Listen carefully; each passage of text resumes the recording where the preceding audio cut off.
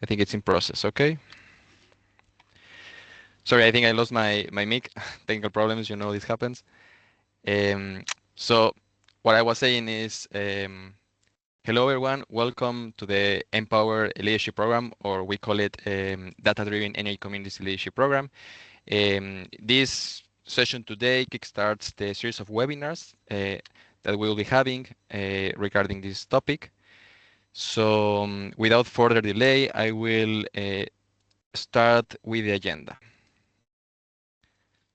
But before that, my name is Oscar Ortega. I work for ICLEI Local Governments for Sustainability, and together with project partners for the Empower project, we're going to present today this session. So after this welcome and a little introduction of the project, we're going to go deep into the digital tools of the Empower project. What are these, why they are needed, and how we're going to implementing them. Then we're going to have an overview of the different digital tools that they are being developed. Then, because it's a bit a long session, we believe that you needed some break, so we're going to give a little break in the middle of it. And then I would say the most interesting, not the most interesting, but a very interesting part of the project is the implementation of the different pilots in the different countries. So that's the agenda for today. And then, yeah, let's get started. So what is the Empower project? The Empower project, or the long name, Energy Activated Citizens and Data-Driven Energy Secure Communities for a Consumer-Centric Energy System, or shorter Empower, is a project that started in 2023, a three-year horizon project, and the project coordinator is the National Technical University of Athens. We are 28 partners, and we are located in 13 different countries. Four of these countries are running pilots that we call them front runners because of their level of development of the energy communities and adaptation of the digital tools. And we have two early adopter pilots, which are in the process of getting into the level of the front runners, basically. So what is the big picture of the Empower project? So the overall vision is to design, develop, and demonstrate the social science and humanities methodologies, but at the same time interactive and artificial intelligence-based tools and services for activating energy citizens. And we will talk about these concepts soon, so you don't get confused. When we talk about energy activated citizens, it's basically turning traditional energy users, as most of us are, into activated energy citizens that take full control, or that's what we aim, of their usage of the energy or electricity, and to optimize self-consumption, for example. And when we talk about data-driven energy secure communities, is to transform communities into what we call digitally enhanced ones and grid-friendly ones. Uh, to get into an active role in demand response mechanisms, but also, and this is very important in the Empower project, to align this with social norms and values of the community. And at the same time, promoting some cross-sectorial social values. And you know about this. You are now joining the first session of the Empower Leadership Program. And if you are here, we understand that you are a person or a stakeholder either running an energy community, already involved in that, maybe a local or regional authority that would like to learn more about the concept and learn about its digital tools for enhancing the operation of the energy community. Or maybe you're a private company that provides services to energy communities and would like to learn more about the different innovative approaches. Or maybe social support organizations that are also interested in this kind of work. Wherever you are most welcome to join this session. So a bit of the benefits of becoming, we call the leadership program trainee, is you're going to get education on the different digital tools that are being deployed in different countries across the Empower project. You're going to access real life experiences of energy communities actually implementing these digital technologies, but also about social engagement methods to really really get the community involved in the development of these digital tools. And at the same time, there's opportunities to build some networks, and we encourage you, if you want to introduce yourself in the chat, you can also do that, share some LinkedIn. I know you can have some interactions in there as well. And just talk a little bit more about the leadership program. We understand this is a complex topic. There's many things, so we wanted to design a program that really focuses on each of the aspects. The first one you're joining today, it's more focused on the digital services for energy communities, but also their application. No? How can you really use this digitalization part? The second model is about the regulations that are enabling the energy communities to participate and have all these digital tools actually working for them. So we're going to dip into that in the second module. The third module is more about social engagement. We understand that energy communities are, in the core sense, social is people. So we want to have this part also, like to have it in the Empower Leadership Program shown. And last but not least, how to scale up this energy community with a data-driven approach concept. And this involves data strategies, how to manage them, and governance and business models. So yes, for now, I will leave you with my colleague, Julen, and he'll introduce you the speakers. Thank you very much. Thank you, Oscar. Good morning, everyone. Thank you, Oscar, for the nice introduction of the project and the leadership program that we're kicking off today. And myself, I'm Julen Imaña. I work in ICLEI Europe with Oscar. And yes, he mentioned I will introduce you the speakers for the day. So we have, first of all, Nectarios Matsakokos. He's graduated from the Electrical Engineering School at the National Technical University of Athens. And he's a researcher at the same university, specifically at the Energy Policy Unit. Nectarios is interested in energy efficiency, sustainability, and energy communities. And he will present to us today the digital services for energy communities of the Empower project. Then we have Deirdre De Viales. She is a general manager at Dingle Hub, representing the Irish pilot of this project. She's skilled in multi-stakeholder and community engagement. She contributes significantly to advancing Ireland's transition to a low carbon society by empowering citizens and communities. And next we have Christoph Weiss. He is a key account manager at our project, Our Power, and he represents the Austrian pilot in the Empower project. Christoph has a technical background in implementing renewable energy system, and he's working now on the peer-to-peer energy trading platform and energy communities.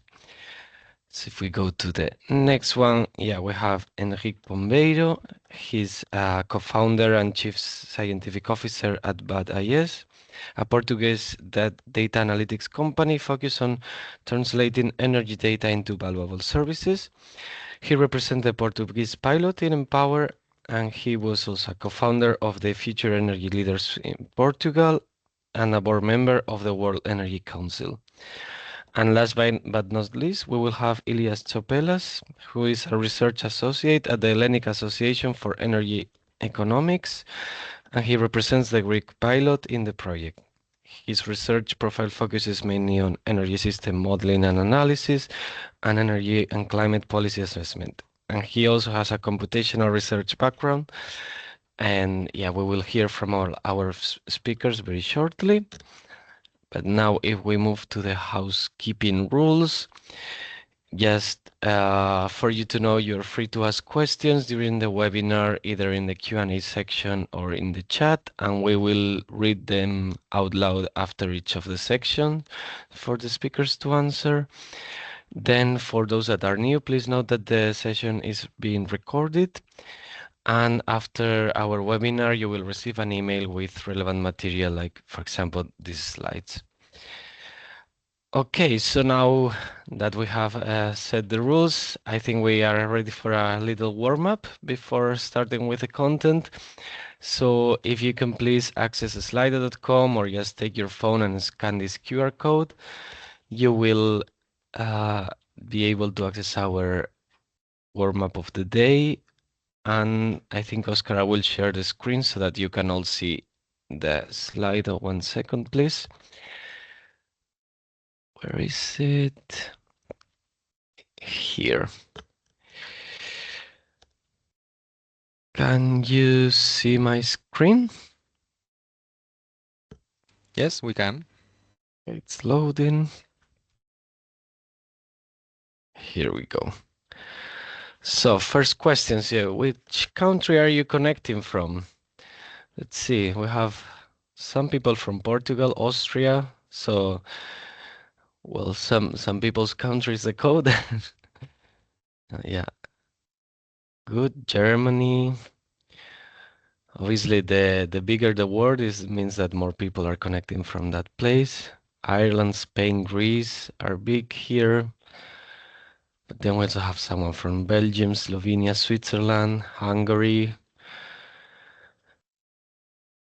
Okay, good.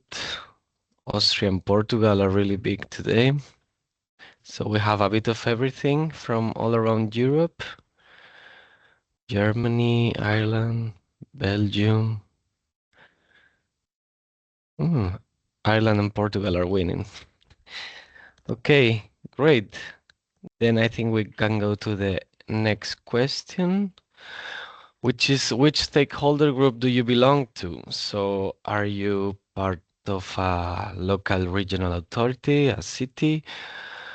Are you from a university, academia, utility company, energy agency, energy cooperative, NGO? Right. I see that most of the people are coming from the research area or academia. And then a lot of energy community cooperative people. That's good because the topic for the day is digital services for energy communities specifically. And then we have other. It would be good to know what this other means. Okay. Maybe they can type it in the chat. The Yeah, people who answered other. of course. Yeah. You're coming from a different organization, please let us know. But now let me go to the last question of our warm-up, which is, are you familiar with the concept of digital tools for energy communities? Have you used them? Do you know about them? Or are you only familiar with energy communities in general, but not digital tools for them?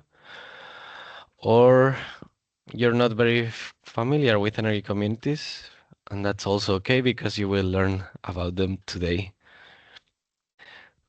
Okay, good. I see that half of the people, more or less, a bit more, have heard of digital tools for energy communities. That's good. And then others will also have the chance to learn about this today.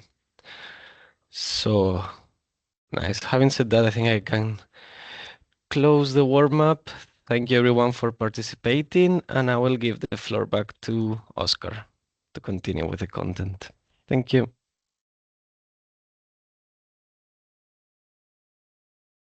Thank you very much, Julen. And yes, I will start presenting shortly. So yeah, reflecting, we have people that are in energy communities, but also from different backgrounds.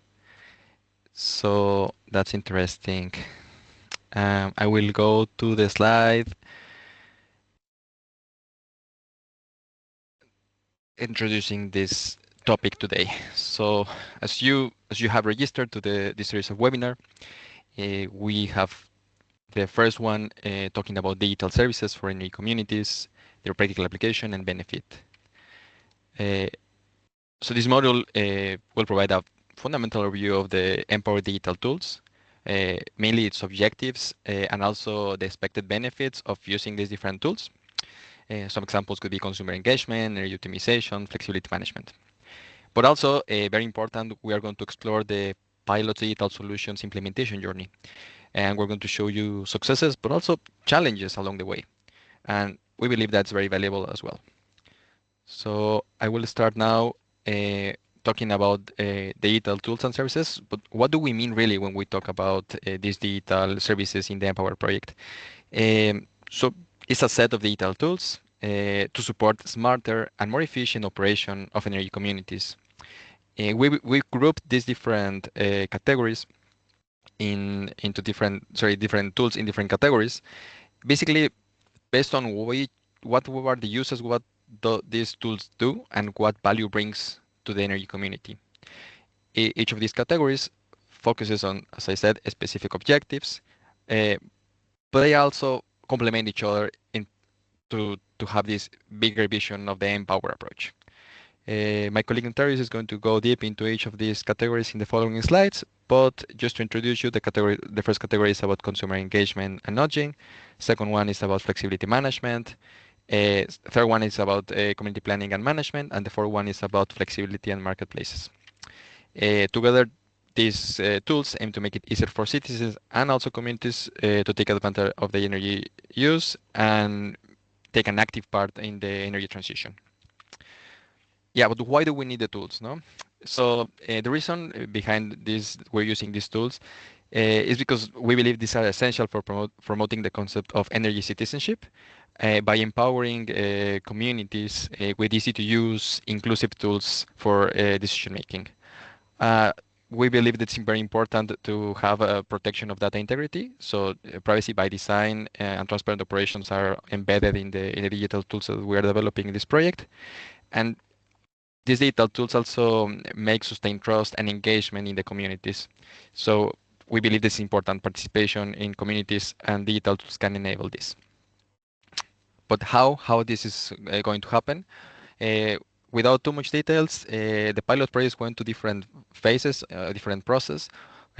Number one is, of course, installing this critical infrastructure. Some of them already have from legacy projects, so we take use of them. After the installation of assets, the digital tools were selected or developed and integrated into the community, which links to the next phase, which is the different members of the community gain access to the apps platforms and start using them, of course, with training and support by our experts. And we are not there yet, but we'll be going in this continuous improvement feedback to refine the tools and be prepared for broader replication. And now I will leave the floor to Nectarios Matsaos to go into detail into these different tools for energy communities. Thank you very much. Thank you, Oscar. Thank you, Julen. Hi, everybody. Thank you for joining this webinar. I hope I will keep it up the good rhythm that Oscar gave to the presentation. Before moving on to the next slides, what I would like to say is that the Empower project brings together three important pillars: the social one, the technological, and the business one. Imagine their connection to be a triangle. Each one is connected to the others. And in this webinar, we are focusing on the digital one. The categories were presented by Oscar. However, I would like to point out that for the purposes of the webinar, we've managed to distinguish our tools into 4 categories, and those tools are referring to the ones that have a user interface, something that the users to interact with. Nevertheless, within the Power project, we still have some other technologies and services that, even though they don't have a user interface, we have to bring the spotlight to them and are just as important as of these tools. For each of the category, we are going to present the expected benefits of the categories and the objectives of the tools. So, Oscar, if you don't mind, next slide. Okay, thank you. Just a quick recap. We have 6 pilot sites. The 4 front runners, which is the Austrian pilot, the Portuguese, the Greek, and the Irish. They're going to implement the full-scale solutions because they are more advanced energy communities. And the solutions from the Austrian and the Greek pilot will be replicated to the Hungarian pilot, and to the Spanish pilot, we're going to replicate the solutions from the Portuguese, the Irish, and the Greek. Okay, this is our first category, the consumer engagement and nudging. As I mentioned, the social aspect is important for this project, so you will see too much about the community engagement and all the related stuff. For this category, we have the Engaged platform, which helps the community members to adopt energy efficiency technologies and the best practices within their energy community to make their lives easier and also the business thrive, because in the Irish pilot we have cross-sector energy communities that are involved not only in residential, in farming, tourism, etc. For the power seller nudging up, this is a tool that provides personalized energy production advices and promotes behavioral changes through nudging. The expected benefits from the use of the tools in this category is the community engagement, the energy consumption, CO2 emissions, and electricity bill reduction. So actual benefits that the user will see. Of course, the enhanced energy efficiency and the contribution to a more responsive and sustainable energy system. Okay, the Engage platform is a platform that's going to be implemented in the Irish pilot. It allows various types of users, such as businesses, energy community managers, citizens. I would like to point out that I would like to make you think of it as a guide that helps people to save energy and money, while also making sure that there are also important aspects in the community, not only the energy related aspects, but some other social ones that are just as important. So it gives the opportunity to create some social campaigns. And while it also making sure that the whole community learns from each other, and it shows the success stories in order to learn and try to replicate those. And on the right, there are some of the screenshots. For the power seller nudging up, this is going to be implemented at the Austrian pilot with the use of good visualizations of the related energy data, either measured or forecasted. It aspires to engage effectively and with the right nudges to make people engage in demand response signals that will lead to financial benefits and increase in the engagement that are linked to this flexibility activation. This is a tool that can be used by consumers, producers, prosumers. Prosumer, for those who are not familiar with, it's a combined word with the producer and the consumer.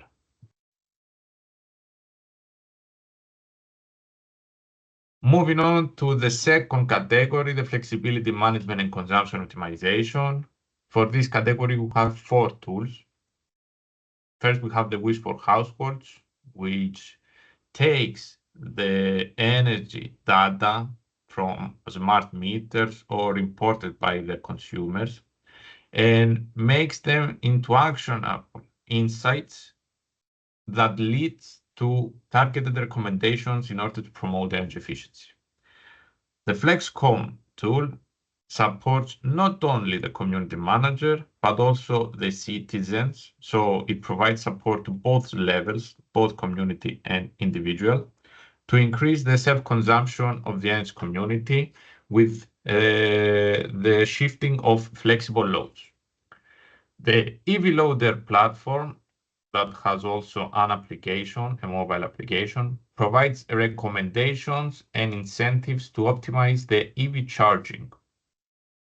And last but not least, the OpenDerms tool, which monitors, controls, and manages distributed energy resources devices on individual and in group level in order to facilitate demand response and increase the grid balancing.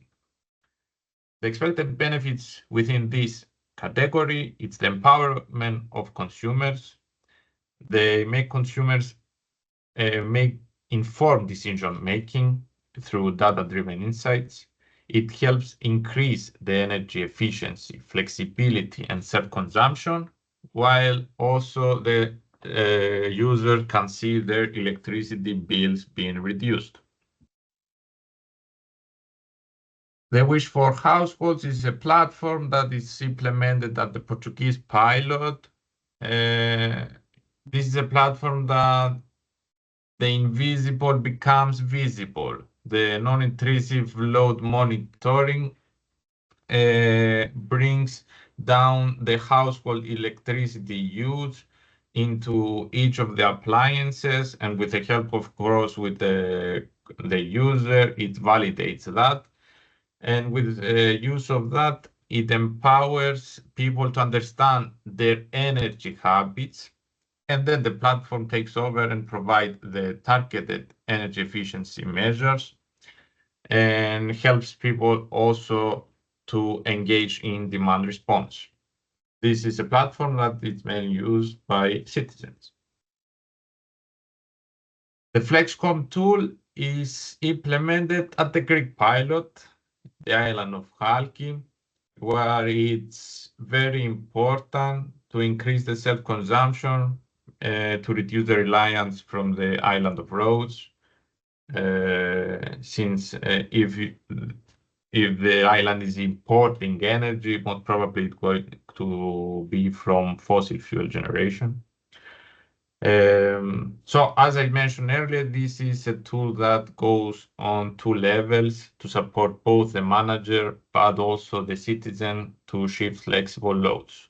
Regarding the Energy Community Manager, it provides insights, not detailed and not tailored, sorry, because it's not aware of all the community flexible loads.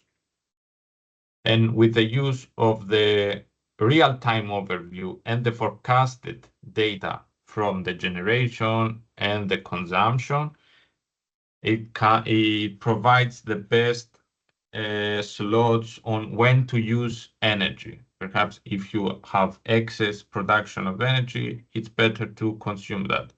On the individual level, it focuses on the shifting the cooling loads, mostly air conditioning, while ensuring that the comfort level of the house stays in a good percentage. They tend to use the citizen and the Edge Community Manager. Moving on to the EV Loader platform. This is a platform that is focusing on the EVs, the electrical vehicles, and their smart charging.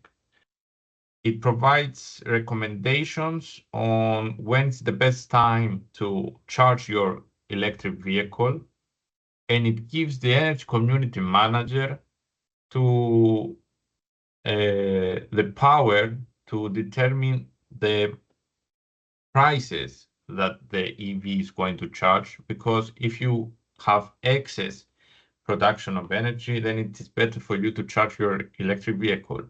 But so you are reducing the tariff and you are motivating the citizen to charge its vehicle. However, if you are liking of the production, you can increase the tariff and somehow punish the ones that are going to charge the vehicle when it's not necessarily needed. And last but not least, it's the Open DERMS tool, which is implemented at the Irish pilot. Imagine it like a conductor of an orchestra, because it gathers the distributed energy resources, it simulates them, and it allows the coordination and the self-consumption optimization in order to be able also to increase the stability of the grid and participated in energy in demand response. This is a tool that is going to be used by DSOs, aggregators, and community managers. Our third category involves a more high-level objective, which is the planning and the management of the energy community. Here we have 3 tools.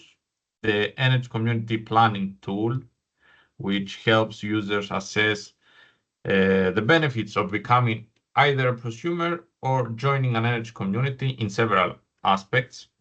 It allows them to compare the different scenarios, both on individual and also in collective energy actions. The Energy Community Management Platform, don't confuse them, I know they have similar names.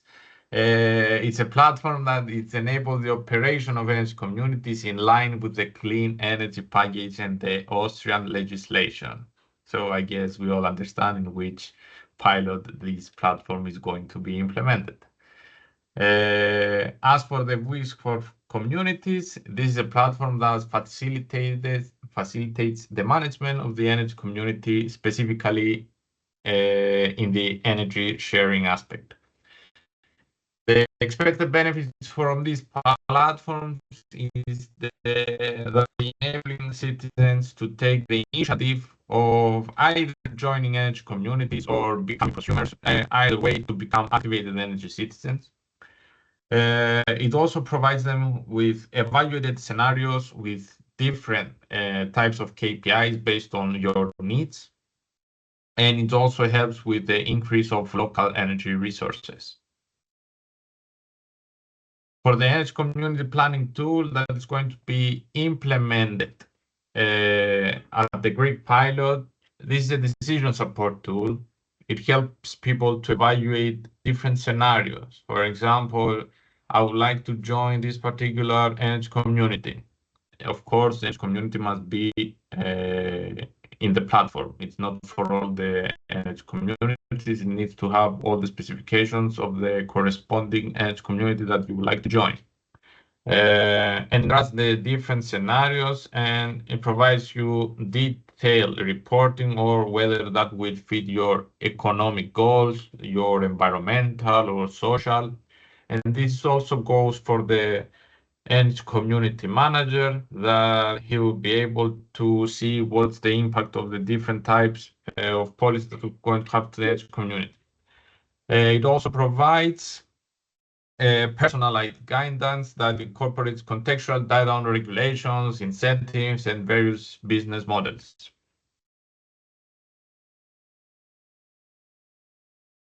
Next slide. Thank you. As I said earlier, the Energy Community Management Platform for the Austrian pilot.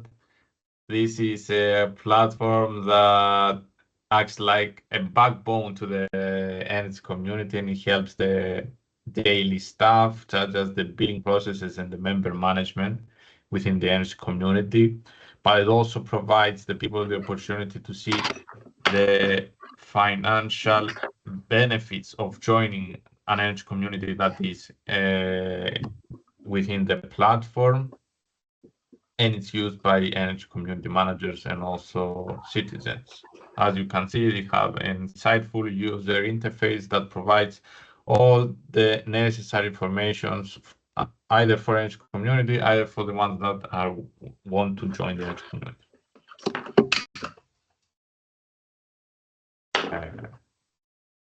I think someone has. Thank you, Oscar. As for the WISC for communities, this is a platform that is going to be implemented in the Portuguese pilot, where it maps all the data flows within the energy community and helps the energy community manager with the sharing coefficient between participants, see who is more able to share excess energy. I see a raised hand. We're going to have questions later, or should I? Yes, thank you. We will have some time for question and answer soon, but if it's related exactly to Nectario's slide, please Perhaps we can have all the questions in the Q&A section, and we can go back and forth with each of the slides.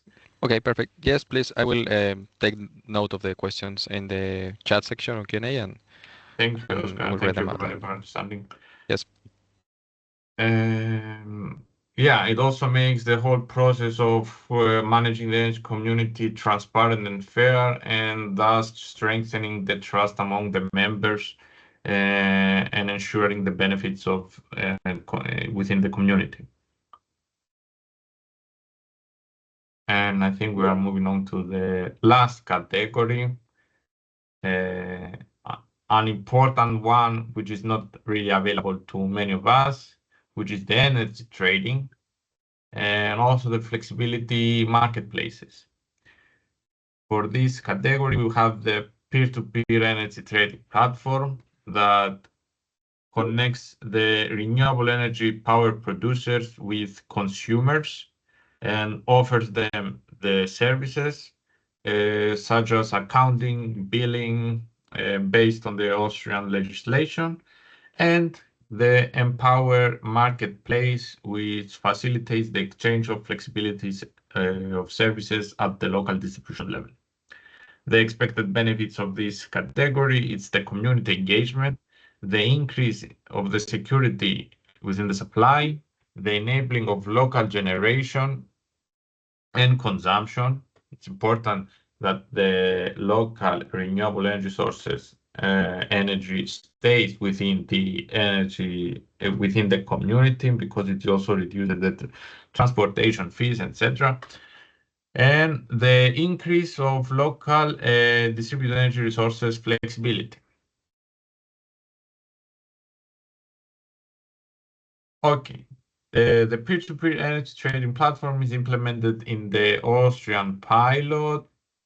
This platform takes the energy sharing one step further.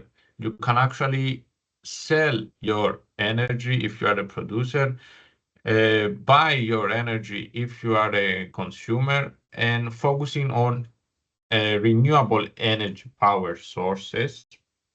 And its goal is to increase the supply of small to mid-scale power plants to promote the green energies.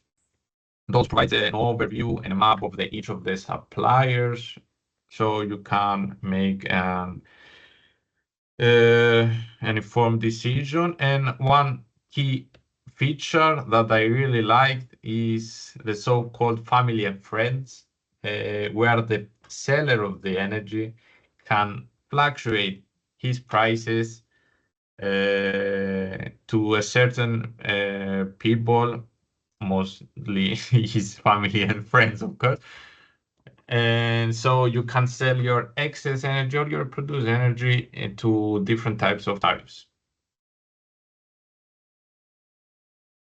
And for the Empower Marketplace that is going to be implemented across the pilots, it allows distributed energy resources to be aggregated in order to provide the flexibility services to the operators of the system, either the DSO or the TSO or any other market participants that would like to have this information. And also, on a broader scale, it enables a localized yet interconnected approach to manage flexibility across Europe with a decentralized and technology-driven model. And this is our last set of slides regarding the digital tools, the unsung heroes that do not receive the recognition because they don't have user interfaces, but as I said, they are just as important as the rest of the tools. These are considered some technologies and services that are developed and provided within the Empower project. Here we have the consumer clustering and segmentation with the use of artificial intelligence. We have managed to identify 6 different clusters, including age, gender, political beliefs, if you are a member of the community or not. Moving on to the digital backbone, because all of the tools that were the tools that are developed in the Power project were considered to have this digital backbone and be compliant with the energy data space in order to have secure, standardized data exchange between all these platforms and enabling interoperability and compliance with the IDS principles. In addition, we have developed 2 types of digital twins, the electrical water heater and the heat pumps. For the peer, there was a designing of peer-to-peer energy market and also algorithms that cover the competitive demand response products and peer-to-peer energy trading. And There is also the optimization of individual and community flexible assets, such as the ones here, the batteries, the EVs, the heat pumps. And last but not least, the characterization of the flexibility potential of individual citizens that are in residential sector and are exposed to demand response. As you can see, we have the graph on below right, the connection with three of the proposed, or not proposed, three of the tools that I already mentioned that are connected to each other and provide inside information. I hope I was short and provide all the necessary information. It was, thank you very much, Nectarius. It was really interesting, all the information, the digital tools this project has gathered. So thank you very much for your contribution, very well appreciated. And we have actually interest from people who have joined the webinar. So we are going to go now through the Q&A section. So yeah, between me and Julian, we're going to be reading the questions, or maybe also we can leave the floor for the people who actually asked. So the first question we have, it's, sorry if I'm not pronouncing correctly, from Lazar Miletic. I don't know if you would like to speak. I think it's possible to open the mic. Hi, can you hear me? Yes. Yeah, my name is Lazar Miletic. I'm based in Vienna. I have the question, what are the main prerequisites that someone can join the energy community actually? What should be completed or achieved to do that? To become as a member, even consumer or prosumer in the community. As you are asking us for Vienna, I believe the right person to really approach this question could be Christoph from our team. Now, Christoph, if you are out there. Yeah, I'm here. Yeah, please. So yeah, if I understood the question correctly, it is what is needed to become part of an energy community without the tools and the other solutions we've seen. Is it right? Yeah, I mean, if I like the concept and the tools you actually developed, and I would like to become the member, and I'm interested in that to use your tools, what I have to do? Okay, yeah. So the tools are available at OurPower. If you have a look at the web page, it's ourpower.coop, so COOP, and you can write us, or you can write me. I think maybe we can see my mail address. I can give you the information needed. Yeah, if you want to use the peer-to-peer trading platform, that's not an energy community. I think Nectarius explained it pretty well. That's an energy supplier. So you have to change actually nothing. You just need to sign a contract. If you want to have an energy community, you can operate it yourself, or you can become a part of an existing energy community that we might operate in Austria. So for the energy communities, we should have a more detailed exchange what you want. So if you have already an existing community, come and talk to us. If you want to use the trading platform, that's pretty easy, and you can use it via our website. Yeah. So just write me or us at OurPower. Thank you.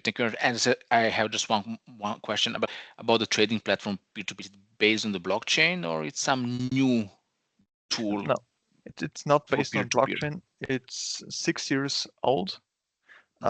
Actually, it's an energy supplier, and additionally, we visualize the energy trading between our peers. Actually, there's no difference to energy suppliers, but to have additionally the platform where you can select your energy suppliers, and these people will receive your money. Thank you very much. Okay, yeah, it's based on an annual energy consumption and annual energy production. But the transaction will be in the real time, right? Or you should No, wait a couple of days to be. The trading is not based on real time. It's an annual balance. So what's produced in 1 year can become bought in 1 year. Okay. Thank you. That's it from my side. Okay, we have another question from Alejandro.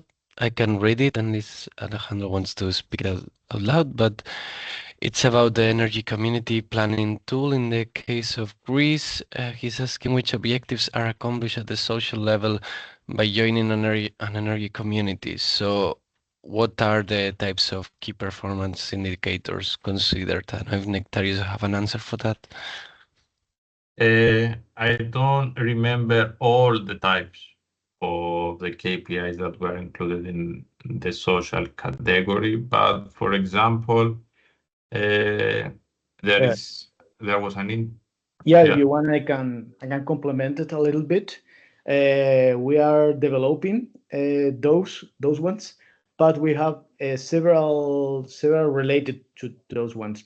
For example, we can measure in the savings they have, like also how much the increase of renewable energies, also how much we reduce the emission of CO2. Also, we have economic savings, and all of those we compare with the baseline. For example, it's very didactic. I mean, the user can interact a lot with the tool. So, for example, there are different targets. I don't know, like increasing renewable energies or increase the flexibility or reduce. And so the user select one of those targets. And then there is a little simulation, and then give you different results. And those results in form of KPIs, different KPIs, are compared with the baseline, with the actual situation versus the future situation that you want to target. So there are a lot of related social commitment and KPIs related. Thank you, Sebastian. I would also like to complement what Sebastian said. If I'm not mistaken, I remember we also had some KPIs that included the data transparency that there is within the energy community, which is important. Also, the user acceptance of the members of the community related to renewable energy projects. Because, for example, in Greece, even though the photovoltaics are more common, for some people, the wind turbines are like a red flag. So probably it's good to know if the energy community is interested in other renewable energy projects and not just stay with the renewable energy sources and sit back. That's what I would like to complement. Yeah, Elias. Also, one final addition from my side is that in the context of the whole project, the Empower project, one of the key KPIs that we are monitoring is how many energy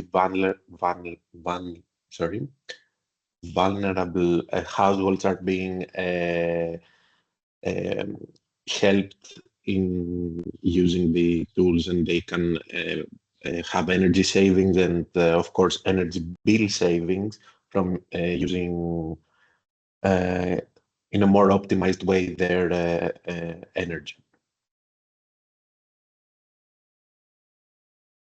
Okay, thank you. Yep. Yeah, I'm sorry. I was hearing all the answers. I was just wondering how precisely for instance, people or consumers that are in a vulnerable situation are probably helped by energy community price or a better energy community price, and that's what I was trying to figure out if you measure something like that. But Elias actually answered that in the last part. Thank you. Yeah. That's great. Thank you for your interest, Alejandro. Now I will read the next question. It's from Maria Catalina. It says, I will read it out loud, but if you want to also speak up, you can also do it. It says, for those tools that target community members, consumer, producer, or prosumer, do you have data on what has been the usage rate over time? In some projects, we have observed that usage decreases significantly with time. How do developers ensure that the tool continues being relevant and used long after the project? Great. As I mentioned in the early stage of the presentation, the Empower has three pillars that are interconnected: the business, the technological, and the social. Within the social aspect of the project, we have managed to identify multi different types of incentives that the citizens would like to have, and also we had distributed a survey regarding the engagement, and it included a discrete choice experiment where there was several questions to identify the best options to engage the energy citizens. We have managed to have answers from 6,064 participants from the 6 pilot countries. And we identify what were the best options to engage the citizens in terms of how often and other types of information.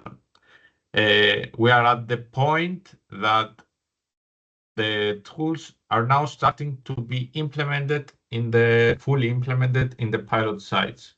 So for now, we don't have the insights or the impact analysis to see if we have managed to have the same users with the same usage. However, what I can say, at least in terms of users, is that we see an increased number of users within our tools.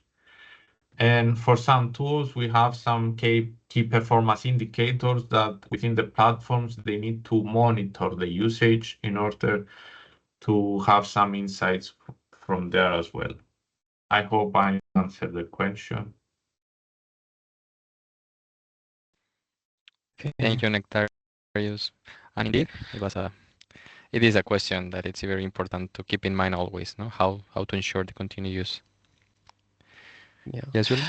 We have another question from Elias, who is asking specifically about the Open Dreams service to control and operate energy communities. So which are the objectives addressed in this tool? And is the community energy grid aware? And how does the trade-off in the local objectives of the prosumers and the grid? Well, how is the trade-off balance between the prosumers and the grid?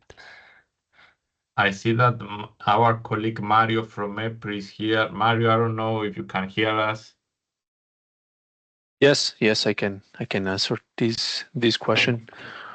Okay, so actually it's Open Dreams, so it's a tool that we have developed at EPRI, and the tool, of course, is to manage distributed energy resources, and the idea is to apply this tool to the energy community. So just to give you a context, and we have, I guess, people from Dingle community and can explain better than me the context, the local context. So we have people in these communities in a remote area in Ireland, and they already have different assets, but solar PV, EVs, and battery energy storage systems. And there are people from different business areas. So we have residential customers, mostly of them are residential customers. We have commercial farmers. So, and they are also installing a lot of solar PV. So at the end of the day, we need to have some kind of tool to support the energy community to manage the local assets. So this is what we are developing in the scope of Empower, is to apply this tool to support the community to understand how they can manage the local assets. And also, so there are different objectives. One of them is how we can, for example, reduce the dependence from the main grid using storage and the solar PV. How we can reduce the costs for the local community, energy costs based on these assets. And for that, we got access to a lot of historical data sets from energy and consumption behavior in Dingle to develop these optimization. So this is what we are doing now. So as the outcome of this tool is to have some kind of set points where we can use or explain to the local community to use their assets. So of course, in this part and in this pilot, we'll not, let's say, implement the end-to-end solution, sending directly the set points to the assets, is to explain to the energy community how they can do that as a community.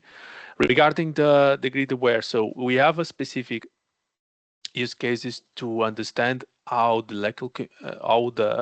local energy community can support the grid in terms of demand response programs, for example, because this, as I said before, this is a remote area and the connection with the grid is not strong. So especially during specific weather events, the local community is affected by these weak grid connections. So we are developing specific use cases to understand how the local community assets, for example, can support the grid, can reduce the dependence from the main grid using the local storage and the local solar PV. So basically, this is what we are implementing with OpenDerms tool for the Dingle community in Ireland.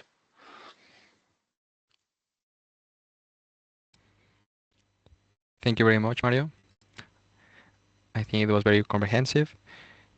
I will go to the next question because we also need to do a short break. So this is a comment from Guilherme Luz. It says, thank you very much for the presentation. A lot of components, models, tools have been presented that apply to different contexts, problems, and scales within the energy system. I would like to ask some things. The first one says, how do these components interact with each other, if they do at all? Are they integrated into a comprehensive platform? Or are they components previously developed in companies or academia? What are the software licenses of these different modules? And lastly, will they be open or free? So I think, Nectarius, you would be the right person to answer. Most probably the right person to answer is Lorenzo from the digital backbone to tell us more about the data space and the interoperability. I don't know if yes. So hello all, thank you, Nectarius, about that. Yes, I try also to respond about these questions within these different components that are part of the Empower project. As also you noted, Guilherme, there are several components that are very linked between different entities in this project. For example, we have several components in our package that represent the data space, the marketplace, the security, of course, based on the most important framework, for example, GDPR, and all the component about the privacy of the users. And all of these components are already part of extended work package that is rated with a new design of on top of the blockchain marketplace. What I can say about, for example, the marketplace, as also Nectarius and Oscar already tells, that are several components that are part of this marketplace that can define in 6 different pillars that are fungible in all these aspects. We can define that these 6 pillars of the marketplace represented in different ways. So we can define the market scope, the objectives as to define, as also Nectarios suggested, to optimize the grid, about empowering the citizens energy actors, and how this is possible. Manage the flexibilities with a visible, valued, and rewarded as well with smart contracts and blockchain logic. The components, of course, the data that we could be provided from data space with also the ontologies and the semantic interoperability between this aspect is defined, as I said, in our work packages, and to define also the components and the logic behind the actors and the roles in this concept is also project. Defining also the local market operators and the flexibility market operators that are linked with the technical aggregators that bundle distributed resources and prepare competitive offers. Of course, the prosumers that are part of the producers and consumers. They are active providers of the grid services. And of course, the ASOs and the BRPs that are for now external entities to the platform, but issues flexibility request and receive aggregated responses through grid interfaces. So, of course, we can proceed with all the components for the marketplace and the related components, but I noted the Oscar with the hands raised, so. Yeah, I just wanted to ask you, if this information can be found in any public variable that it's already out that we can share, so they can, if they are curious, they can learn more about it? Yes, of course. We have finished our deliverable 4.2, where all the components are defined and structured. Also, given the final results, the final deliverables that will be submitted in December about the third technology released, and the final ones, where all the components demonstrated, scheduled, and implemented in a collateral ways for all the front runners, as also Nectarios said, to implement it in the marketplace and their logic. So yes, of course, there are components also with interconnected with other VPs that are, for example, WV5 with the previous deliverable 5.2, as also the digital twin for the electrical work ether and the heat pump for the optimization level for enforcement learning. So those two deliverables can be helpful for the participants to define the logic behind all these aspects and the next steps on that. Thank you very much, Lorenzo.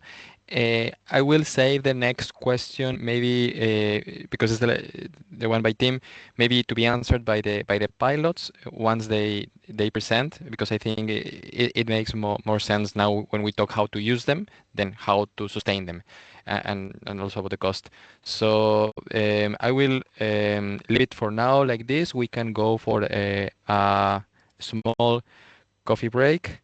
It says 5 minutes, but let's reconvene at, let's say, 11:15, if that's okay. You can go take some coffee, walk a little, and we reconvene here at 11:15. Okay? Thank you very much for your interest. If I interrupt you, Oscar, sorry. If I Please. answer to the question to Guilherme, just to understand Yeah. if it's all clear about the vision, or of course there are a lot of components in the project. So, okay, thank you, Guilherme. So I suppose yes. Thank you, Lorenzo. So yeah, see you at 11:15. Thank you very much. Thank you. Thank you.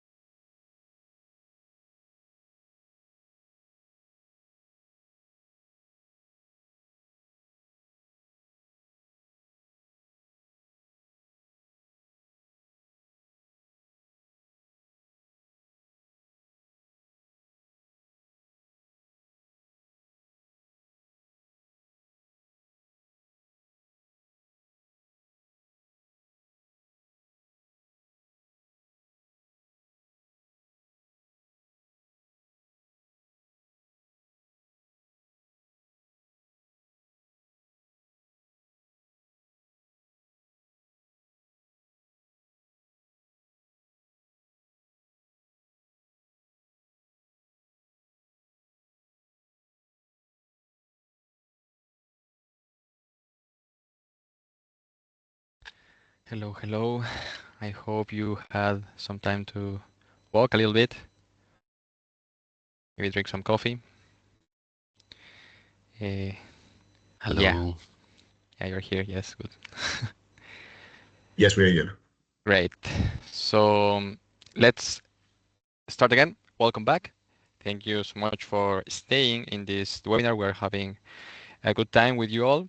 We will go now to my personal favorite part, when we let the pilots speak. So this section is about the digital tools in motion, how they are used, how they are implemented in the different energy communities. And we're going to learn about stories on the different frontrunner pilots.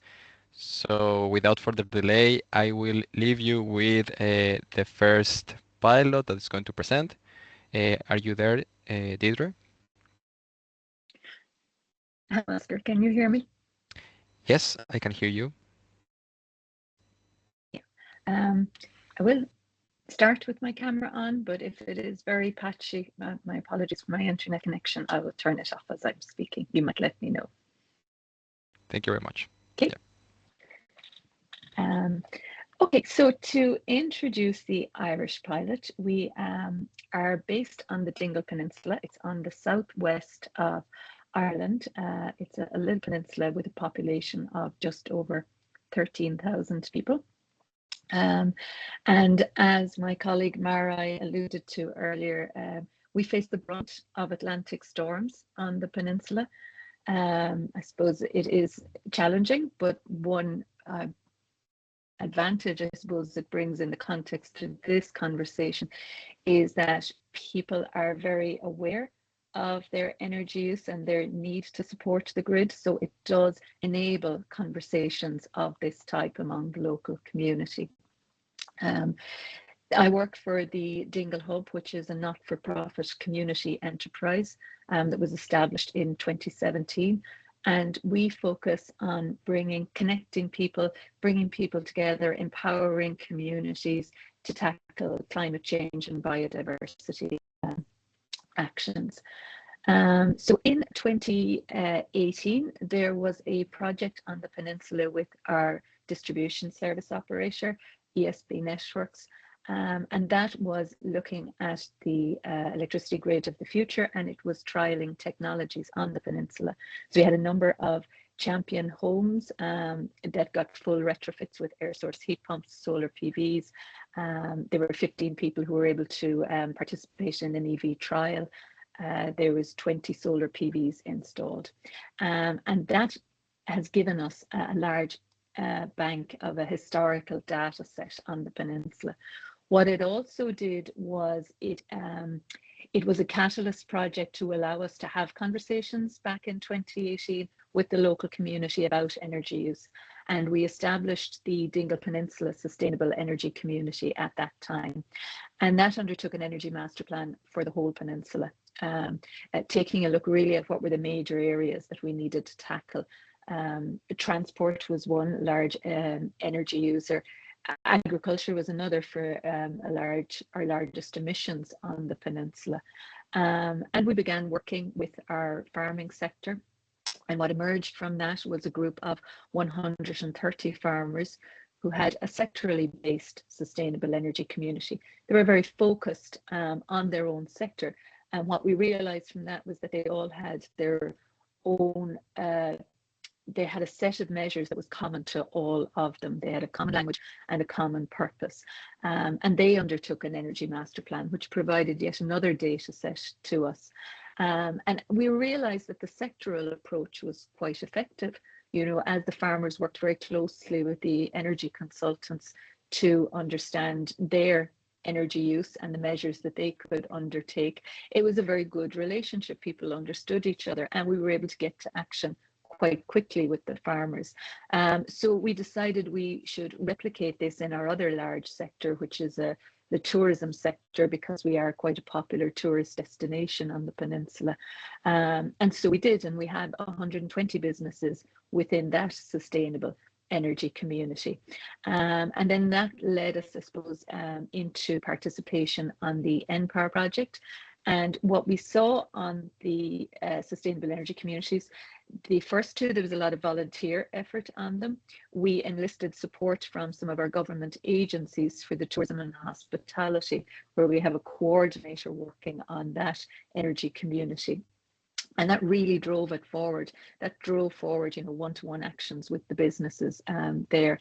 But we needed a way to be able to, sustain this into the future and replicate it in other communities too. And so the Citizen Renewable Platform is a very important tool for us to gather the data that has come from all of the energy master plans. There are very specific recommendations for these communities as to measures they can undertake, and to capture their journey as they undertake those measures, and to capture the amount of CO2 emission savings they're having, the amount of cost savings they are making, and reduction in kilowatt hours, and to create that story and have that data backing up the narrative within the Citizen Renewable Platform. Also for the demand response piece, that understanding, we have assets here in the community, we have large EV charging batteries, we have solar PVs, how can we use that most effectively? And as I said, when we get hit by those Atlantic storms in the winter, it focuses the community's minds on those stories. So might go to the next slide, please, Oscar. So the Engage platform, what it has been is, I suppose, we have had a lot of deep engagement, one-to-one personal engagement on the Dingle Peninsula, and we're trying to use the Engage platform to take people on a journey to understand how a digital tool can support them into the future. It is resource intensive, the approach we're taking. We believe it's fundamental, though, building that trust and local legitimacy. We've gone from the early days of people being just vaguely aware of what's necessary to people now saying, I got value out of the events that were run previously as part of this sustainable energy community, and I will attend, I will show up, and I will participate, and I will take action after it. But it does rely on human effort at present, and we are in parallel introducing at each event the Engage platform to people and demonstrating how it can be of benefit to them, how it can support them to drive energy efficiency measures in their business, but how it can also provide cost savings into the future. So maybe next slide. So the platform itself, it is a tool. It has the strategic goals of the community. What do they want to do? What do they want to save money, or do they want to save energy, which is their main focus? And it will design for an individual business level, what are the key priorities? What are the measures that they should undertake first? And then we take those measures, and if we have, for example, 20 businesses who are really interested in progressing with a solar PV installation, we'll pull them together in what we call a MEHL in Ireland, which is just a group collectively coming together to undertake work together. So if we have 20 businesses, we can then issue a tender request to solar PV suppliers and arrange a collective tender. And there's significant savings to be had on that when the sector comes together to do that. And we have run that with the both the farming sustainable energy community and with the tourism and hospitality sustainable energy community. And what we have found is, while there was considerable work in those tenders, what has happened, you have a strong cohort of each of those sectors who now have installed solar PV. And the momentum that we are seeing is there's peer-to-peer learning here happening now. So it's one business telling another, this was the best thing that I ever did. The only thing I regret is not installing a larger and a larger array of solar PV.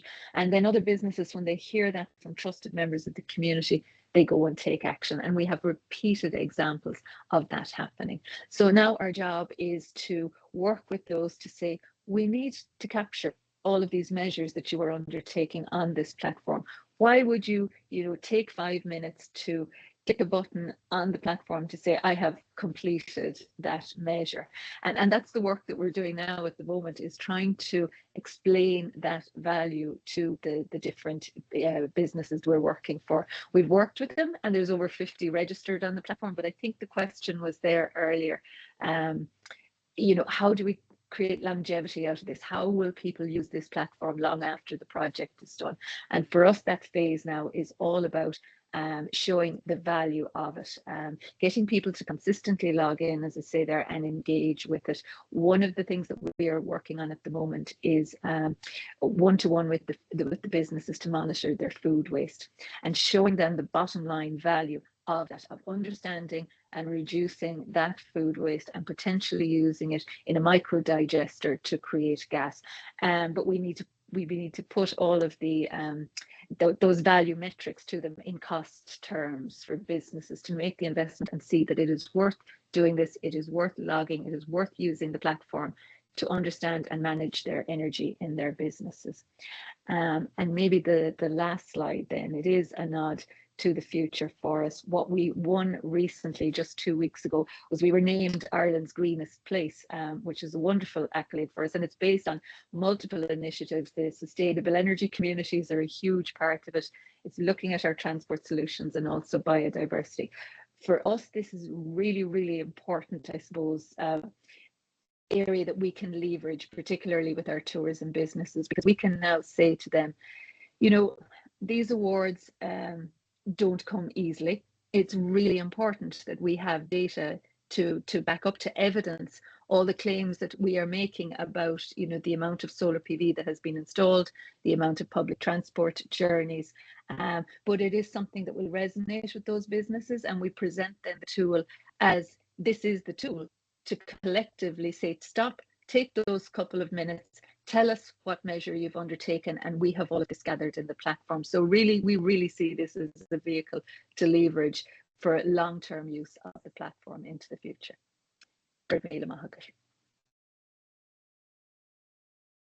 Thank you very much, Deirdre. Is there any question, or we can continue now with the next pilot? I think it's clear. Thank you very much, Deirdre. So now I will ask Christoph to introduce us to the Austrian pilot. Yeah, hello. I'm Christoph, the representative of AuerPower, and we are operating the Austrian pilot together with Blueprint. In general, AuerPower is an energy cooperative operating a marketplace for renewable energy sharing across whole Austria. That's the peer-to-peer energy trading platform we heard before in the presentation. And during the mPower project, we focus on 2 regions. Poisdorf in Lower Austria, where we operate a renewable energy community according to the Clean Energy Package, using the Energy Community Management Platform. This is our first tool we can see on the right-hand side of the slide. Yeah, photovoltaic systems and energy storages are participating, as well as consumers that need to prepare near real-time data via smart meters. And the second region is Mühlviertel in Upper Austria. Here is an energy cooperative called Regios. It's operating a peer-to-peer energy trading platform, so our second tool. And besides community-financed photovoltaic systems, a community-financed wind farm is providing electricity to electricity buyers. The Nudging app, our third tool, is tested in the first region, the renewable energy community Poisdorf. My part of the presentation focuses on this tool, and to better understand what it is for, we have a look on the next slide, please. Yeah, so in energy communities, according to the Austrian law, citizens can share their own energy production with others, but only when it is produced and consumed simultaneously. And that is based on quarter-hourly values. We receive that information from smart meters. Therefore, for participants, it is important to know when renewable energy is produced and available for them. We remember that photovoltaic systems and energy storages are participating, so it is mainly produced during daylight. Energy consumed during that time is prepared by the energy community with fair and stable prices, so financial benefits. If not consumed during that time, the energy supplier of each individual producer and individual consumer is buying surplus feed-in or selling residual energy demand. The nudging app visualizes energy sharing within the energy community, helps the participants to understand what is happening in past and future, and gives recommendations on how to change their energy behavior to improve, optimize the whole energy community. Thank you, Oscar. So we developed the nudging app in a co-creation process with participants of the renewable energy community Poisdorf. So the participating citizens were aware of the implementation of this tool and were involved in the whole process. Now participants have access to the nudging app for Apple and Android mobile phones. And the local champions, the managers of the renewable energy community Poisdorf, present the nudging app to the participants. We use workshops, a written guide, and most importantly, a personal approach to encourage citizens to use this tool and train them if necessary. Next slide, please. So we are convinced that citizens really need this visualization to understand what is happening within the energy community. Energy is pretty abstract, and even participants of energy communities, in our experience, do not fully understand how energy sharing models work. We have to explain it pretty often, and often the same again and again.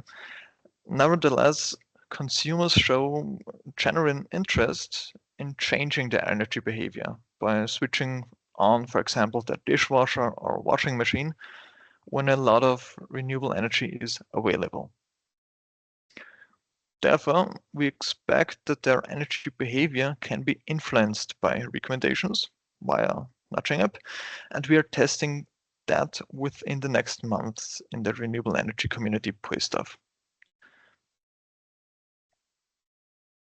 Of course, there are challenges along the way of implementing the nudging app. In the pilot, the main challenge is the data management. In Austria, real-time energy data is not available unless adapters are installed at every smart meter of the participating citizens and households. And these adapters cost money and about 2 hours of time per participant to be installed. So a lot of effort. Instead of these adapters, we use forecasted energy data for today and the next days. Today, we generally have the data from yesterday and even longer ago, but today is still missing. That's why we need the forecast. Unfortunately, citizens hardly understand why the shown data, so the forecasted energy data for today, does not ultimately fit their energy behavior at the current moment. If there's some suddenly on vacation, the forecast will still show a normal energy consumption. And that's confusing, but given by its nature. The next slide, please. What we try to achieve is that citizens shift their energy consumption towards midday in a controlled manner without additional automatic systems. Experience shows that citizens try to shift their energy consumption anyway, but also to the same time slot. So another consumption peak might appear during midday, but more consumption than production is available. The nudging app should prevent this from happening by improved recommendations. Yeah, in future, we also want to use the nudging app not only for energy communities according to the clean energy package, but also for the peer-to-peer energy trading platform. So what we operate across whole Austria. This platform is based on a little bit different dynamic. It is not bound to quarter-hourly values, and therefore we have to make some changes for the nudging app. Yeah, and also producers should receive recommendations on how to regulate their power plant. Some power plant operators are depending on hourly market prices for surplus feed-in. And in spring and summer, these prices are often negative in Austria. During these hours, they better switch off the power plant, and we want to recommend that. So summarizing what we learned, a main aspect for visualizing participants of energy sharing models, their energy trading, is the quality of the available energy data. Best would be a real-time data, but we need at least a high-quality forecast. And the individual forecast for the energy consumers is extremely complex. Energy production is pretty easy. Weather data and photovoltaic systems can be forecasted pretty well. The energy consumption is the challenge. In past, it was not necessary in the energy market to forecast individual energy consumption. And therefore, solutions currently are in development. A good way might be some sort of hybrid data sources, so a forecast for the whole community, and additionally real-time data for some larger power plants, larger consumers, or typical representative participants. Yeah, another important aspect is that even for citizens already participating in energy sharing, energy is abstract and complex. A lot of effort is needed to create energy literacy. Local champions are very important to build trust, and visualization can really help when presented properly. Therefore, we needed that co-creation process to find a suitable way to present the energy data to citizens. Yeah, on the small note, we experienced that older people are less willing to use tools on their mobile phone. That's why we also present the energy data in the Energy Community Management Platform, our first tool I presented at the beginning. So they can also have a look on the energy data on their computer without the recommendations. But yeah. So Oscar, that's it for me. Thank you. Thank you very much, Christoph. It was very interesting. Again, if there's any question people in the audience would like to ask, now's the time. Not, we will continue with the next pilot.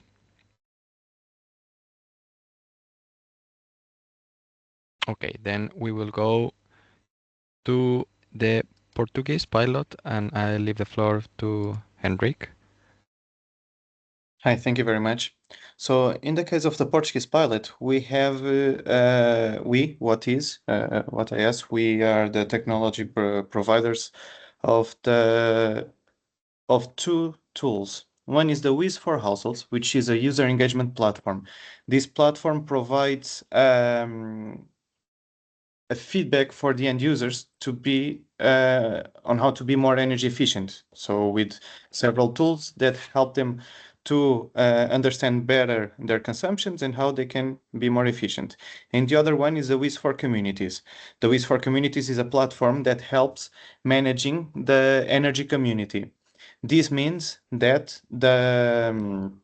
both the energy community manager can have access to the different energy transfers between the community, and how to manage all the billing and so on. And the participants also to understand what energy sharing they have been done to the other participants or from the other participants, and the benefits from the overall energy community.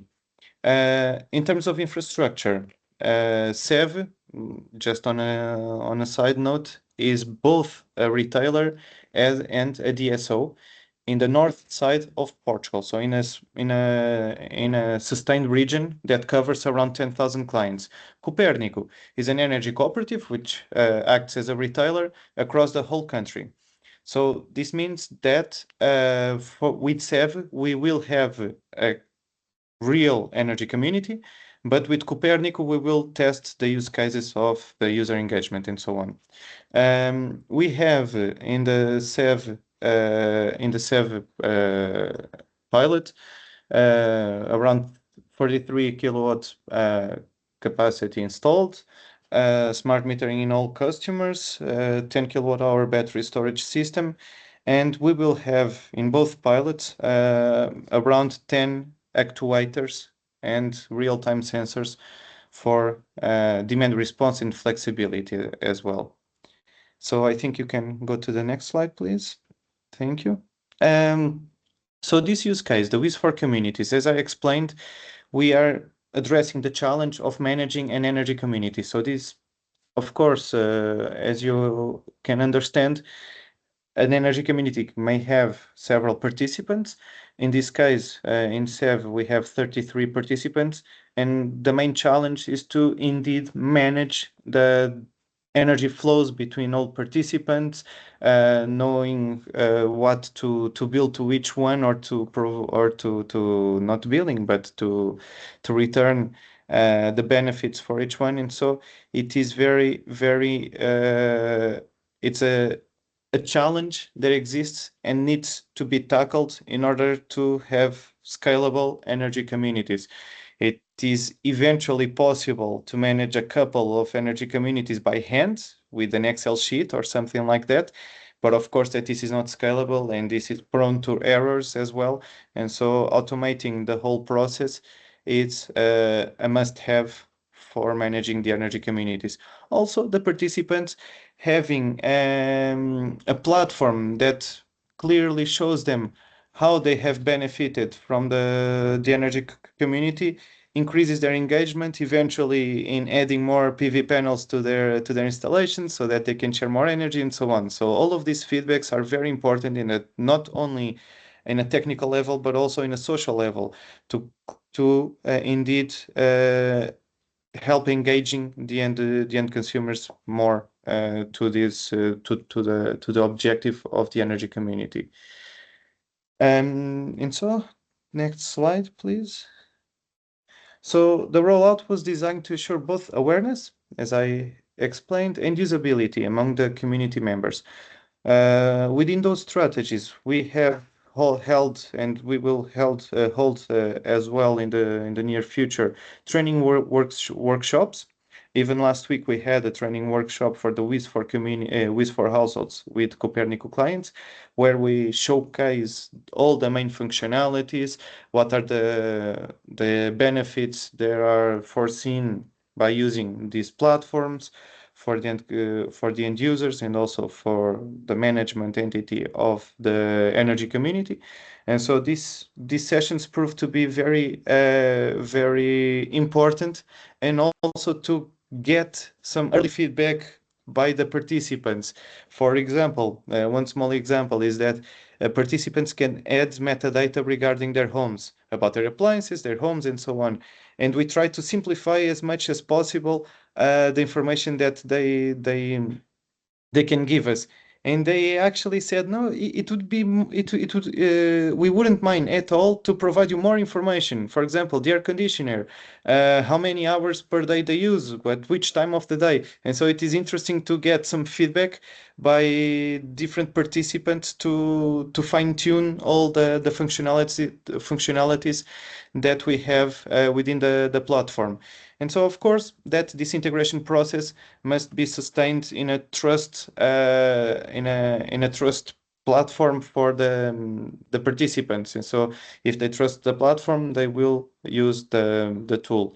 And again, this engagement that we seek by the end users turns these tools into very flexible, which means that we indeed want to adapt the platform as much as possible to the users' needs and so feedbacks. And so if they ask us for a new button or so, of course, we cannot redo the whole platform, but these types of feedbacks are very important when we indeed plan to include these suggestions further ahead.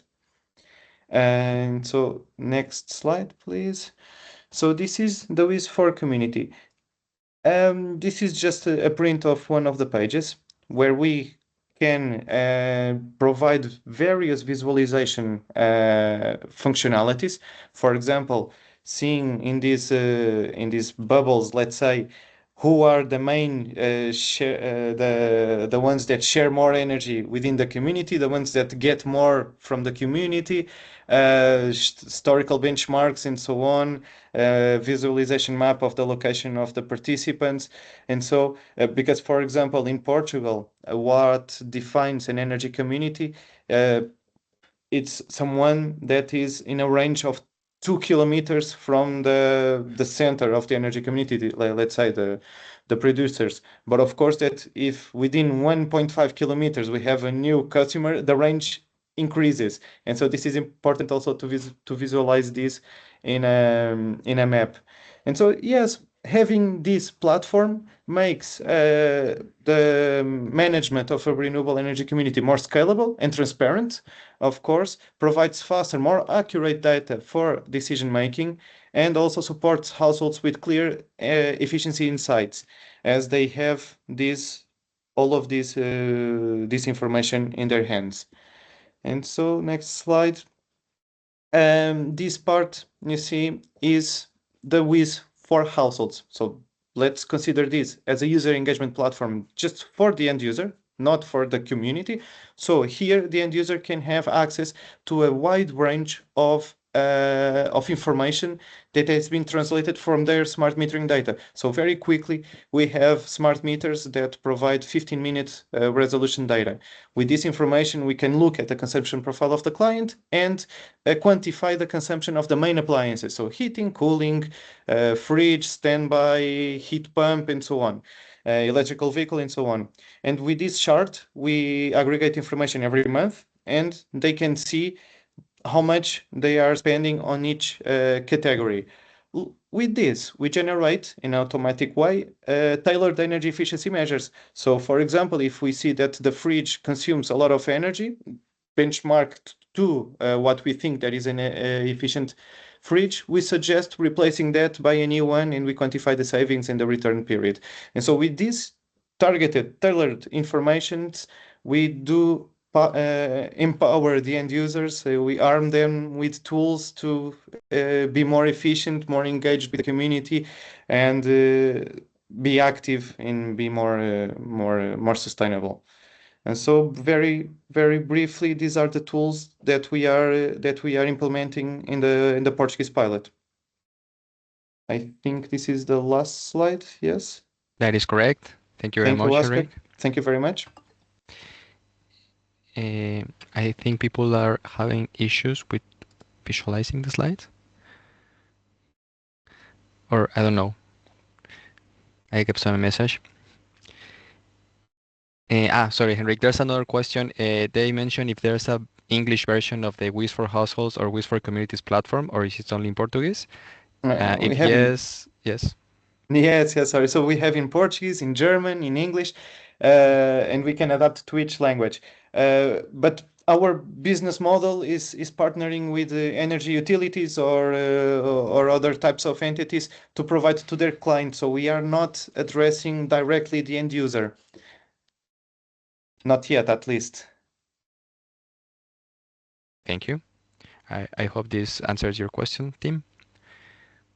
And then there's another question by Alejandro. He says each house has multiple sensors per technology, for example, heat pump or EV chargers. Yes, Alejandro. So the main point is that we don't have any sensor. What we do is that we look at the load profile of the end user every 15 minutes. So it's a time series, so it's a curve, historical curve every 15 minutes, and we identify the peaks that correspond to the heat pump, to cooling, and so on. So just with data analytics, we do this disaggregation. Of course, that on one hand, we don't install sensors, so it's non-intrusive, it's not expensive, and so on. But of course, that we have an associated error. So it's very possible that we mistake a cooling device for an electrical vehicle. It's possible, but we have done several tests and validations, and we are very confident that generally we are within the 80% accuracy, which we think that it's perfectly fine, perfectly well, but more than fine, because it is important to know if your fridge consumes 100 euros per year or 300. But if it is 100, 120, well, that will not change a lot the message that we want to convey to the end users.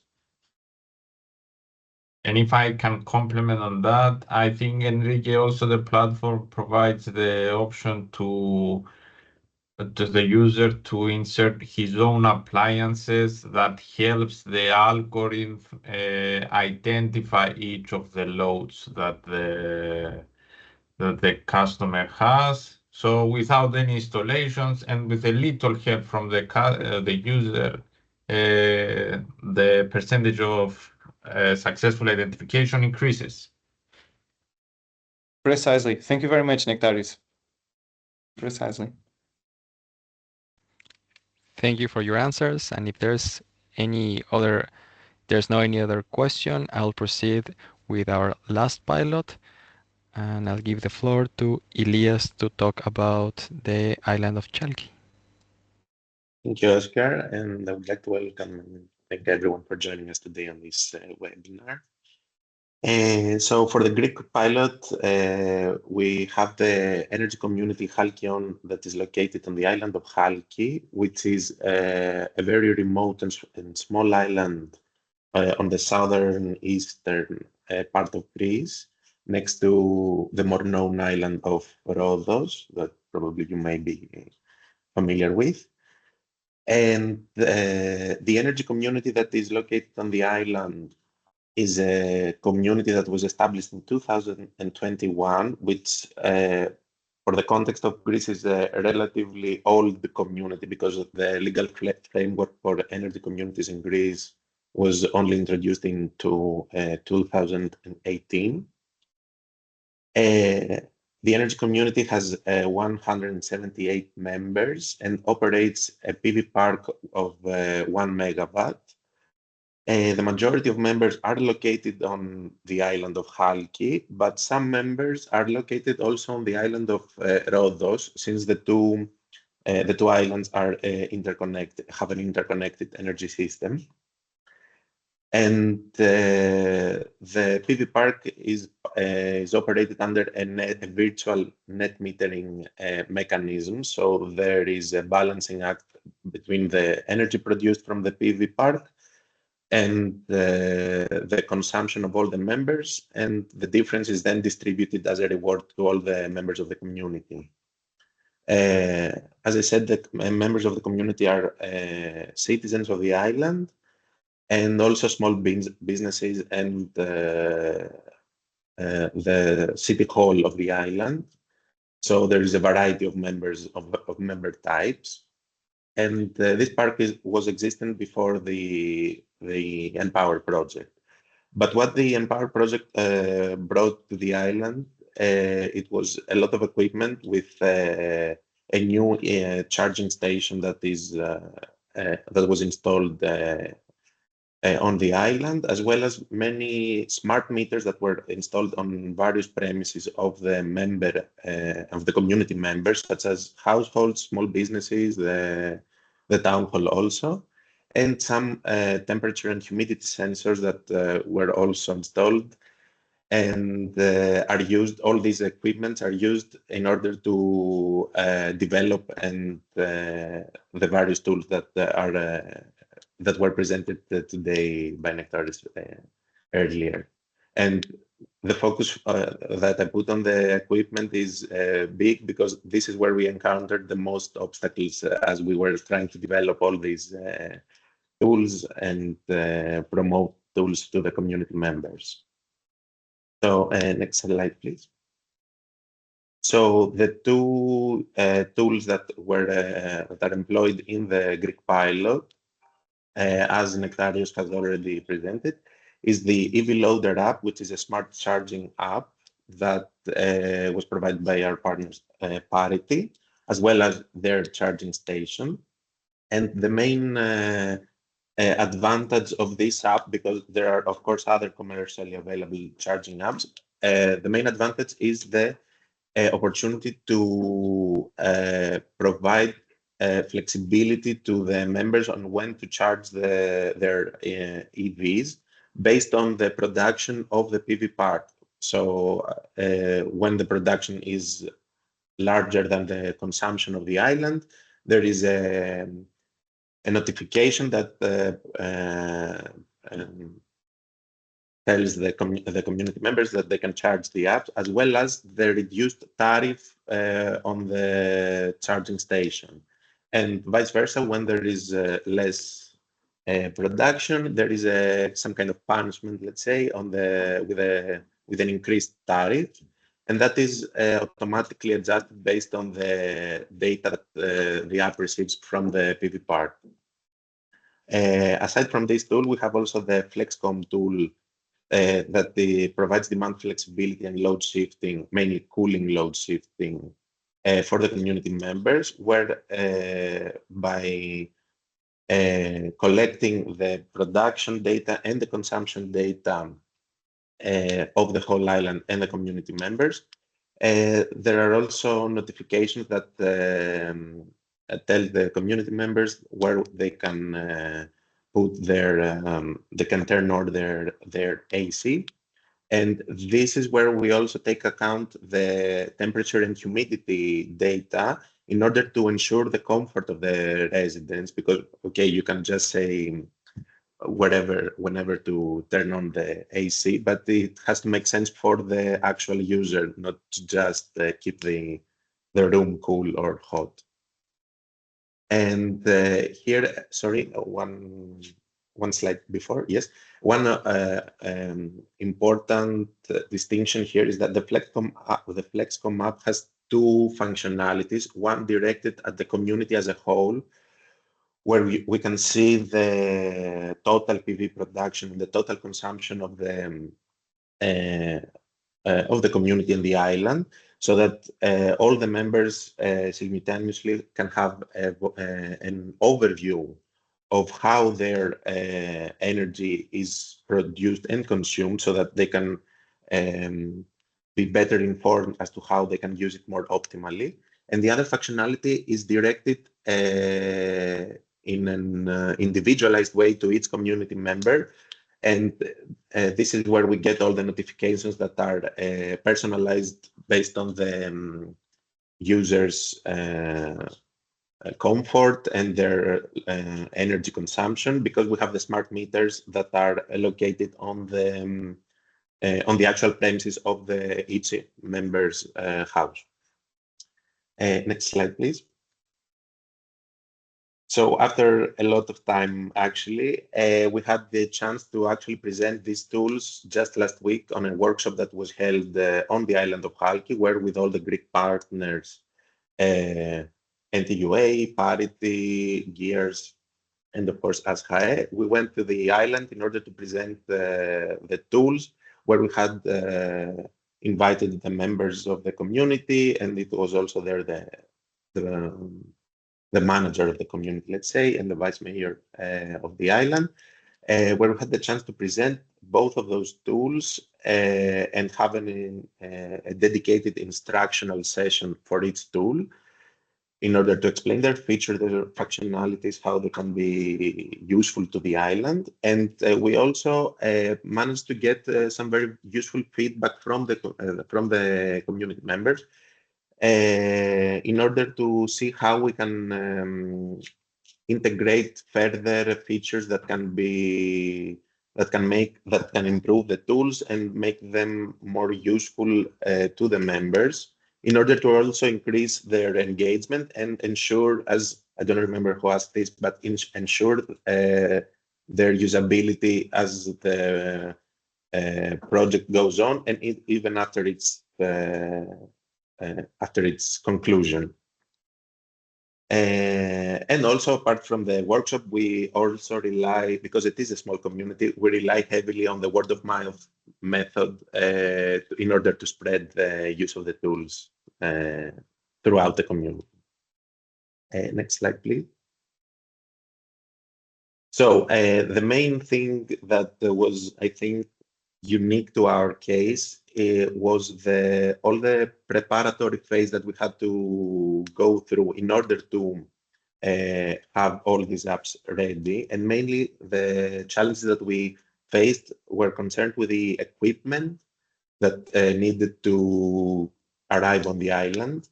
And here we have two sides of the same challenge. I mean, two drivers contributing to this challenge. One was, of course, the bureaucratic processes here in Greece that take a lot of time, very much, too much effort, and too much back and forth in order to have all the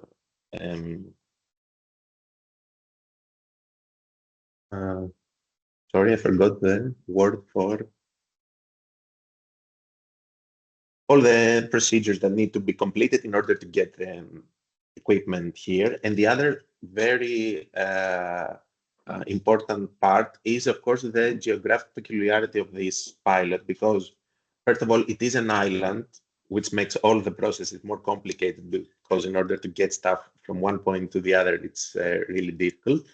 And the second part of this is the actual remoteness of the island. So there are problems like not enough ship routes in order to get the equipment on time, or weather conditions that prohibit even the boats from coming and going from the island. So there are all those factors that probably we weren't even anticipating of encountering in the first place, and we probably encountered them all at the end.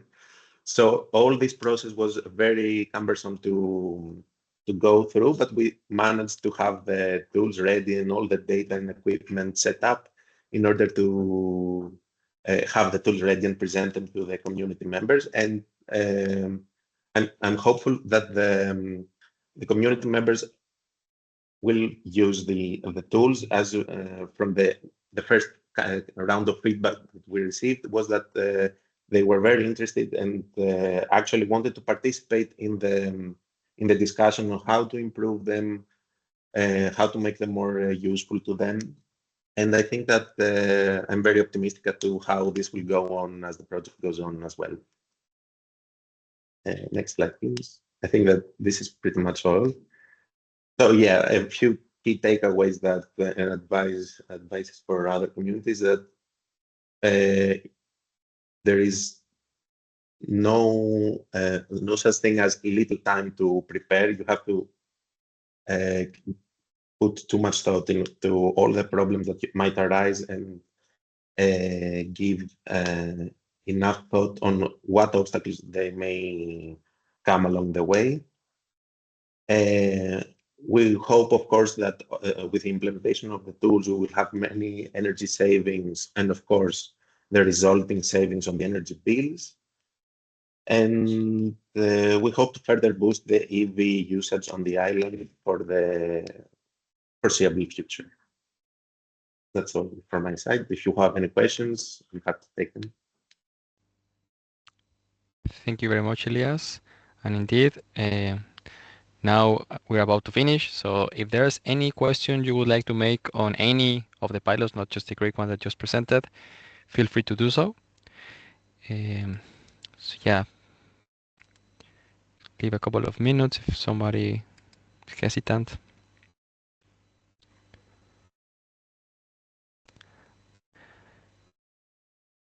Okay, I see there's not the case. You have no questions. I do have some questions for you. So if you would like to share with us some personal reflections on what we saw today, maybe some insights, if you discovered something new, that would be really nice. Elias says, thank you very much. Thank you as well, Elias, for joining. But also, most importantly, if you get any inspiration or any idea of how to use this into your context, that could also be, yeah, the ideal case for us.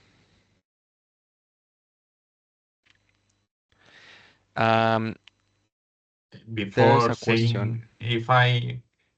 Yes, please. If I may, there's a question. Okay. Yeah, I was going to say that people will start dropping off the meeting, so it's good to remind them that we will follow with 3 additional webinars. Just a reminder that show the other aspects of this project regarding the energy community, the policies. So it would be good to have you to those webinars as well, of course, if you can. Sorry for interrupting, and let's get back to the questions. I was just concerned because I started to see people leaving the meeting, and perhaps they didn't know about the following webinars. Sorry. No problem, Nectarius. All people were invited to all the webinars, but still it's good to remind them of the upcoming. The further ones are going to be not so technical. So this was the most technical webinar. The other ones are going to deal with more regulatory part or the social part and the business and governance models. Henrik, there's a question from Tim in the chat. Yeah, thank you. Tim, is a very interesting question, which is what was the cost of developing the 2 platforms, time-wise and money-wise? So we, of course, to run these platforms, the main cost in terms of technology that we have is the servers that we have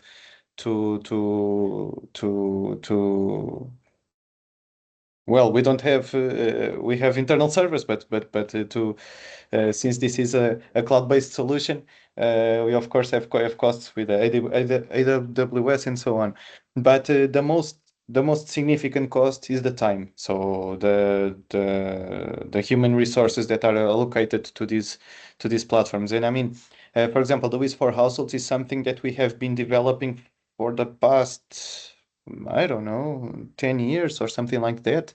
So it's something that it is a project that is a work in progress. The load disaggregation algorithm has suffered a few refactorings and so on, and adaptations, fine tunings. So it's very hard to put a number on this. But I mean, we are a company that is focused on these types of service, data analytics services. So it's very hard to unbundle a specific service or not, because I mean we are interconnecting everything. For this, the WIS for Households, the WIS for Communities, actually, we have been developing it over the past probably 3 years. So it's something that we are, from the moment that we are designing the platform, for the functionalities that we decide on how to develop them. And then we have the front-end team, the back-end team, the full-stack team, the data analytics team. Well, it's a daily work. And I mean, of course, if we start counting, those are very expensive for us in terms of development. But of course, that our main goal is to use them and as many end users as possible to profit from it, of course. Thank you so much, Henrik. So if there's any other question that you would like to know about the digital services, you can reach out to me or my colleague Julen. We are the ones who are coordinating this set of webinars. And on behalf of the Empower project and all the partners that presented today, we want to thank you for joining, for staying until these last minutes of the presentation. Thank you very much. And we'll see you hopefully in the next modules. Thank you so much. Congratulations. Thank you. Thank you very much. Thank you very much to all. Thank you very much. Thank you. Sorry, I noted that probably Attila has hand raised or probably is mistaken for the reactions. Is that? Probably. Yeah, maybe. Congratulations, everyone. Have a nice week. Have a nice week, guys. Have a nice week. Bye. Bye all. Thank you. Bye-bye. Bye-bye.